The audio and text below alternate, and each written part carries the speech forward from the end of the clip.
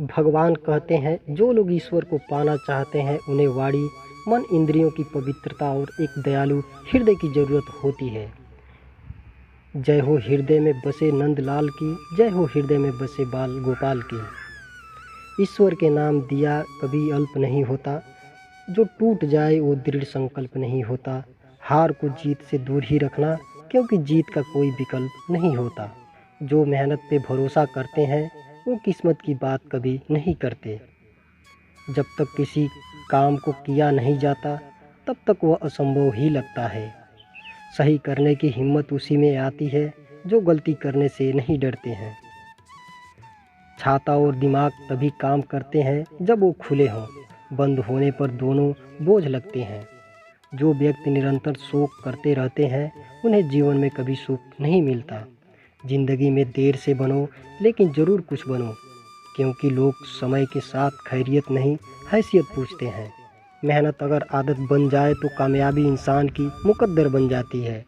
भगवान कहते हैं, सफलता इंसान तक नहीं आती बल्कि इंसान को स्वयं उस तक जाना होता है। मनुष्य को मेहनत तब तक करना चाहिए जब तक कि उसे अपना परिचय देने की आवश्यकता ना हो। कोई मेरा बुरा करे वह उसका कर्म है, मैं किसी का बुरा ना करूं यह मेरा धर्म है।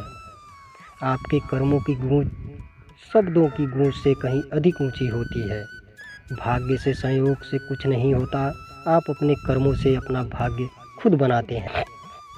आप सफल हो या असफल, वे सभी आपके अपने कार्यों के परिणाम हैं। इसे कर्म के रूप में जाना जाता है। जो इंसान कर्म पर भरोसा करता है वो भाग्य की बातों से परेशान नहीं होता है। आप परिणामों को नियंत्रित नहीं कर सकते, केवल अपने कार्यों को कर सकते हो। सफलता और शक्ति के इच्छुक व्यक्ति को निरंतर अच्छे कर्म करने चाहिए। हर किसी को कर्म भोगना पड़ता है, अच्छा या बुरा कर्म की पहचान समय खुद देता है। कर्म करने से पहले सोचना बुद्धिमानी, कर्म करते हुए सोचना सतर्कता और कर्म करने के बाद सोचना सबसे बड़ी मूर्खता है। सपने वो नहीं होते जो रात को सोते समय देखे जाते हैं, बल्कि सपने वो हैं जो रात को सोने ना दें। संघर्ष जितना बड़ा होगा जीत का मज़ा भी उतना ही बड़ा होगा। असफलता ही जीवन की पहली गुरु है, क्योंकि असफलता ही बताती और सिखाती है कि यह सफलता की राह नहीं है। आने वाले कल का सफल होना आपकी आज की सही दिशा में ही की गई कड़ी मेहनत पर निर्भर करता है। कामयाब लोग अपने इरादों से नहीं दुनिया बदलते हैं, और वहीं नाकामयाब लोग दुनिया की वजह से अपने इरादे बदल देते हैं। मेहनत जितनी खामोशी से होगी, सफलता उतनी ही अधिक भव्य और चकाचौंध वाली।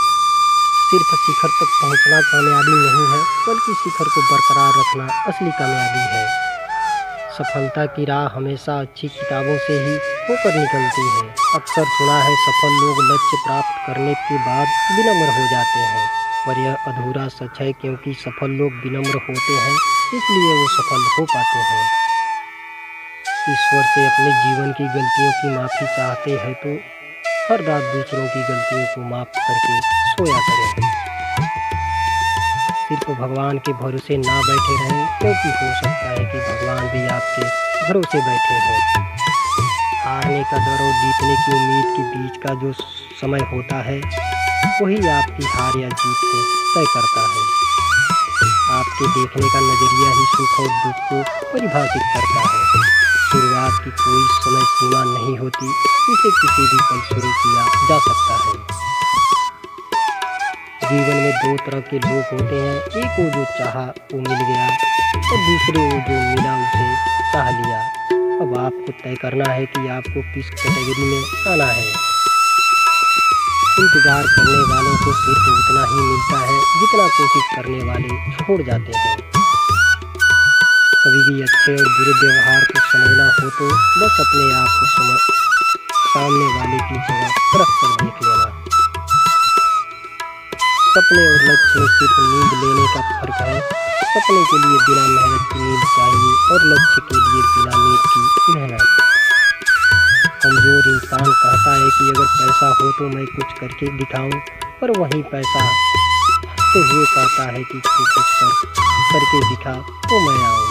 जिंदगी के हर पल को ऐसे जियो जैसे वो जिंदगी का पहला दिन हो। ठीक वैसे ही जैसे स्कूल में दोस्तों से मिलने का पल होता है। सपने उनके पूरे होते हैं जिनके सपनों में जान होती है, क्योंकि ऊंची उड़ान सिर्फ पंखों से नहीं बल्कि बुलंद हौसलों से होती है।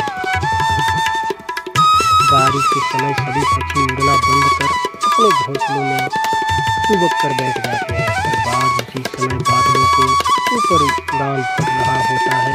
दोनों के लिए प्रकृति समान है, पर एक का मजा ले रहा है और दूसरा उससे डर रहा है।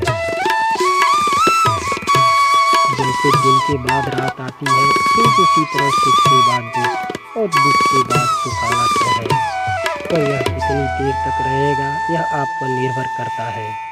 जिंदगी एकमात्र ऐसी किताब है जिसके हजारों पन्नों को पढ़ना हमेशा बाकी रहता है। ऊंची छलांग लगाने के लिए एक कदम पीछे आना पड़ता है। ठीक इसी तरह जिंदगी सफलता से पहले एक बार पीछे जरूर धकेलती है। मंजिल का फासला देखकर तू ना डर ए मुसाफिर, ये मंजिल भी खुद आएगी तेरे करीब तेरे बुलंद हौसलों के देखकर। किसी गलत रास्ते पर तेजी से दौड़ने से बेहतर है सही रास्ते पर धीमे धीमे चलना। अपने इरादे पर अटल रहें, धीरे धीरे लोग भी आपके साथ जुड़ जाएंगे। आज रास्ता बना लिया है तो कल मंजिल भी मिल जाएगी। हौसले से भरी ये कोशिश एक दिन जरूर रंग लाएगी। हार तब नहीं होती जब आप गिर जाते हैं, हार तब होती है जब आप उठने से इनकार कर देते हैं। सब कुछ खोने के बाद भी अगर आप में कुछ करने की हिम्मत है तो समझ लीजिए आपने कुछ नहीं खोया है। सक्सेस की सबसे खास बात है कि वो मेहनत करने वालों पर फिदा हो जाती है। हालत गरीब हो तो चलेगा, लेकिन सोच भिखारी नहीं होनी चाहिए। जो तराशता है उसे खूबी दिखेगी, जो तलाशता है उसे कमी दिखेगी। जिनके ऊपर जिम्मेदारियों का बोझ हो उनके पास रूठने और टूटने का वक्त नहीं होता है। कौन क्या कर रहा है, कैसे कर रहा है, क्यों कर रहा है, इन सब से आप जितना दूर रहेंगे उतना ही खुश रहेंगे। किस्मत का तो मुझे पता नहीं, लेकिन मेरी मेहनत मुझे एक दिन ज़रूर कामयाब बनाएगी। ऐसी सोच रखना हर इंसान को चाहिए। अगर आप बहुत मुसीबतों से गुजर रहे हो तो एक बात हमेशा याद रखना, सितारे कभी भी अंधेरे के बिना नहीं चमकते हैं। पाना है सफलता तो तुमको तो खुद को तुम आज़ाद करो। मत डरो किसी मुसीबत से, अपने हौसले को फौलाद करो। खुद में थोड़ा स्वाभिमान होना ज़रूरी है, वरना लोग तुम्हें वहाँ भी दबाने की कोशिश करेंगे जहाँ तुम्हारा अधिकार है। जब मेहनत और आत्मविश्वास निरंतर आदत बन जाता है तब सफलता का आना निश्चित हो जाता है। सफलता एक दिन में नहीं मिलेगी, लेकिन मेहनत करने वालों को एक दिन मिलती ज़रूर है। समझदार बनिए, गुस्से में लिया गया कोई भी निर्णय कामयाब नहीं होता है। उम्र का मोड़ चाहे कोई भी हो, बस धड़कनों में नशा ज़िंदगी जीने का होना चाहिए। निराशा को छोड़ उम्मीद के जज्बात पालो, मेहनत से अपनी सफलता को हासिल कर डालो। अगर जीवन में सफलता प्राप्त करनी हो तो मेहनत पर विश्वास करें। किस्मत की आजमाइश तो जुए में होती है। समय बहरा है, कभी किसी की नहीं सुनता, लेकिन अंधा नहीं है, देखता सबको है। उड़ने में बड़ाई नहीं है, आप भी उड़े लेकिन उतना ही जहाँ से ज़मीन साफ दिखाई देती हो। लोग कीचड़ उछाले तो परवाह ना करो, इंसान केवल वही दे सकता है जो उसके पास होता है। यकीन अगर दूसरों पर हो तो कमज़ोरी बन जाता है, और खुद पर हो तो ताकत बन जाता है। आप हमेशा जिस चीज़ को सही मानते हैं उसके साथ डटकर खड़े रहें, और जहाँ एक संभव हो निष्पक्ष बने रहें। एक बार देवराज इंद्र की सभा स्वर्ग में लगी हुई थी। इसमें दुर्वासा ऋषि भी भाग ले रहे थे। जिस समय सभा में विचार विमर्श चल रहा था, उसी समय सभा के मध्य ही पुंजिक स्थली नामक इंद्रलोक की अप्सरा बार बार इधर से उधर आ जा रही थी। सभा के मध्य पुंजिक स्थली का यह आचरण ऋषि दुर्वासा को अच्छा नहीं लगा। दुर्वासा ऋषि अपने क्रोध के लिए प्रसिद्ध थे। उन्होंने पूंजी कस्थली को कई बार टोककर ऐसा करने से मना किया, लेकिन वह अनसुना कर वैसा ही लगातार करती रही। दुर्वासा ऋषि ने कहा, तुझे देव सभा की मर्यादा का ज्ञान नहीं। तुम कैसी देव अप्सरा हो जो वानरियों की तरह बार बार इधर से उधर आकर सभा में व्यवधान डाल रही हो। दुर्वासा ऋषि ने कहा, अपनी इस आदत के कारण तू वानरी हो जाएगी। दुर्वासा ऋषि का शाप सुनकर पूंजी कस्थली सन्न रह गई। अपने आचरण का यह परिणाम वह सोच भी नहीं सकती थी, पर अब क्या हो सकता था। भूल हो चुकी थी, उसके कारण वह शापग्रस्त भी हो गई। उसने हाथ जोड़कर अनुनय विनय कर कहा, ऋषिवर, अपनी मूढ़ता के कारण यह भूल मैं अनजाने में करती रही और आपकी वर्जना पर भी ध्यान न दिया। सभा में व्यवधान डालने का मेरा कोई उद्देश्य न था। कृपया बताइए, अब आपके इस श्राप से मेरा उद्धार कैसे होगा। अप्सरा की विनती सुनकर ऋषि दुर्वासा थोड़ा पसीजे और बोले, अपनी इस चंचलता के कारण अगले जन्म में तुम वानर जाति के राजा विरज की कन्या के रूप में जन्म लोगी। तुम देव सभा की अप्सरा हो, अतः तुम्हारे गर्भ से एक महान बलशाली यशस्वी तथा प्रभु भक्त बालक का जन्म होगा। पूंजी अप्सरा को संतोष हुआ। पुनर्जन्म में वानर राज विरज की कन्या के रूप में उनका जन्म हुआ, जिसका नाम अंजना रखा गया। विवाह योग्य होने पर इनका विवाह वानर राज केसरी से हुआ। अंजना केसरी के साथ सुखपूर्वक प्रभास तीर्थ में रहने लगी। इस क्षेत्र में बहुत शांति थी तथा बहुत से ऋषि आश्रम बनाकर यज्ञ पूजा पाठ करते रहते थे। एक बार की बात है, वन में विचरने वाला शंखबल नामक जंगली हाथी क्रुद्ध हो उठा तथा वन में उत्पात मचाने लगा। उसने कई आश्रमों को रौंद डाला, यज्ञ वेदियां नष्ट कर दी। उसके भय से भागते हुए अनेक तपस्वी बालक आहत हो गए। कई आश्रम उजड़ गए। कई ऋषि भय के कारण आश्रम छोड़कर वहां से चले गए। केसरी को जब शंखबल नामक हाथी के इस उत्पात का पता लगा तो वह आश्रम तथा आश्रम वासियों की रक्षा के लिए तत्काल वहां आए और शंखबल को बड़ी कुशलता से घेर कर उसके दोनों दांतों को पकड़कर उखाड़ दिया। पीड़ा से चिंघाड़ता हुआ वह हाथी वहीं धराशायी हो गया और मृत्यु लोक को चला गया। आश्रम की रक्षा के लिए उनके अचानक पहुंचने तथा हाथी को मारकर आश्रम वासियों को निर्भय कर देने वाले केसरी का ऐसा बल देखकर ऋषि मुनि बहुत प्रसन्न हुए और केसरी के पास आकर आशीर्वाद देते हुए कहा, वानर राज केसरी, जिस प्रकार तुमने आज हम सब की तथा आश्रम की रक्षा की है, इसी प्रकार भविष्य में तुम्हारा होने वाला पुत्र पवन जैसे वेग वाला होगा तथा रुद्र जैसा महान बलशाली होगा। तुम्हारे बल तेज के साथ साथ उसमें पवन तथा रुद्र का तेज व्याप्त रहेगा।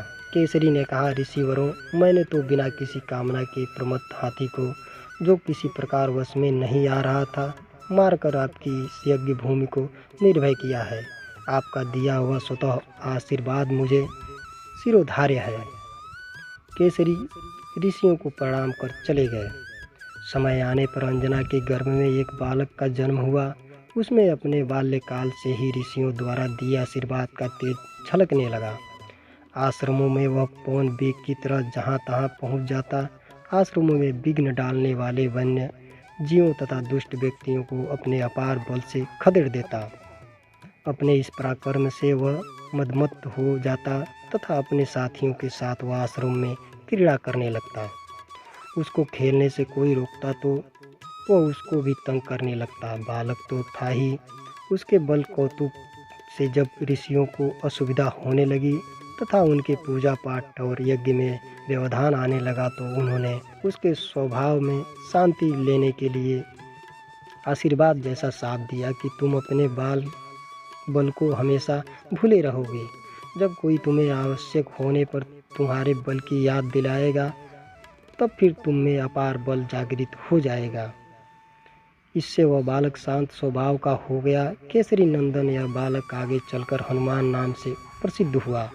सीता जी की खोज के लिए जब कोई समुद्र पार करने का साहस नहीं कर रहा था और हनुमान भी चुप बैठे थे तो जामवंत ने हनुमान जी को उनके बल की याद दिलाई थी।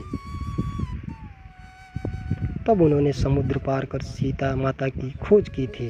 तो आज की कहानी आपको कैसी लगी कमेंट बॉक्स में ज़रूर लिखें और ऐसे ही ज्ञानवर्धक कहानियों के लिए चैनल को सब्सक्राइब और वीडियो को लाइक ज़रूर कर दें।